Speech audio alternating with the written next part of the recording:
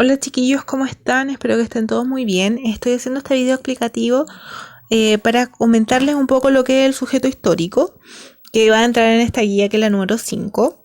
Decirles también que agregué lo que es el temario, que es lo que más o menos deberían manejar en el próximo trabajo, son los conceptos claves que hemos ido viendo en estas guías, que es la historia, historiador, sujeto histórico, que lo vamos a ver ahora, la reliquia del pasado y la temporalidad. Como le he dicho a alguno de los compañeros y en el grupo mismo, no sé bien, estoy afinando eso, si va a ser una línea de tiempo o va a ser un trabajo de investigación sobre un sujeto histórico, que es lo que vamos a ver ahora. Recuerden además que les dije que en la unidad 2 también vamos a ahondar más en lo que es un sujeto histórico, ¿ya? Para que lo tengan presente y para que no me vayan a decir, profe, pero esto ya lo vimos, sí, pero lo vamos a ahondar más y lo vamos a ver más ampliamente, ¿ya? También me gustaría retomar lo que es la guía número 3 de este diferenciado, porque si bien no he recibido muchas consultas de ustedes, hay alumnos que sí me estaban confundidos con las fuentes y con los textos que vimos, ya sobre lo que era la democratización. Así que me gustaría, antes de explicar lo que es un sujeto histórico, explicarle un poco lo de la democratización. En la fuente se explica que la democratización va a ser un proceso de transición política de un régimen a otro, ¿ya? Y que van a ocurrir en un determinado tiempo, y a esto se le va a llamar olas democráticas.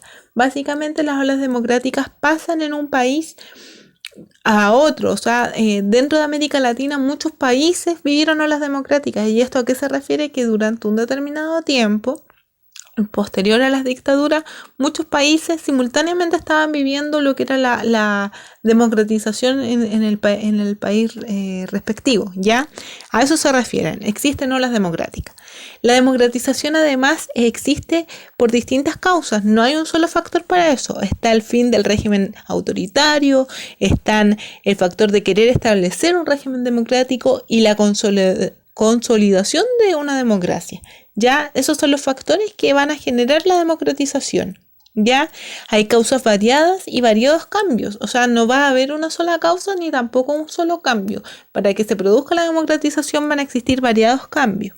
Bien, y dentro de esto, el texto habla de la tercera ola de democratización, en donde se genera básicamente por 5 factores. Primero, los problemas de la legitimación.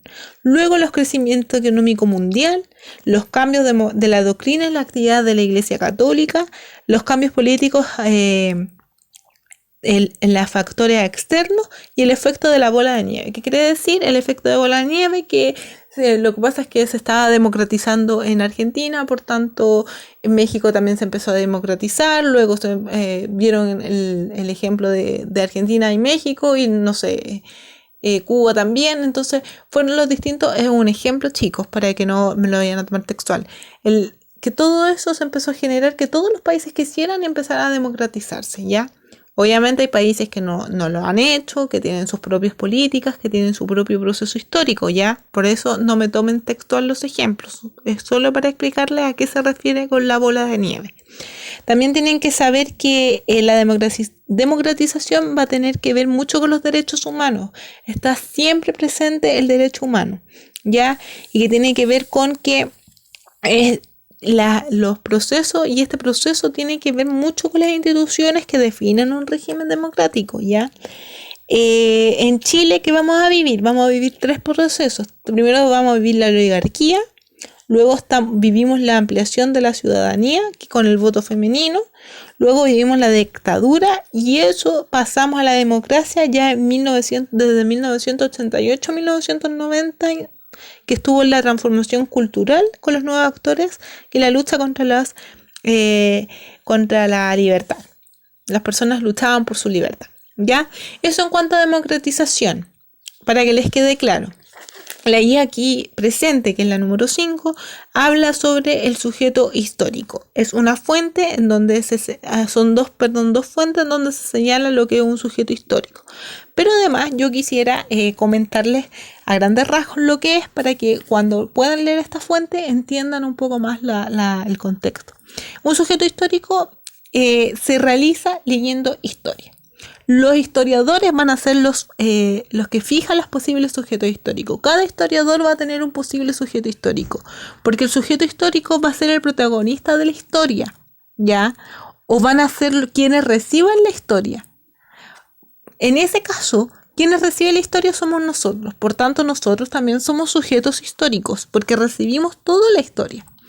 Pero los protagonistas de la historia van a ser sujetos históricos que los fijan y los crean de cierto modo los posibles historiadores.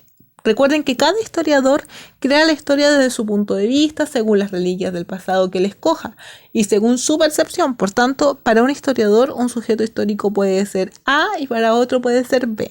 Va a depender siempre de eso.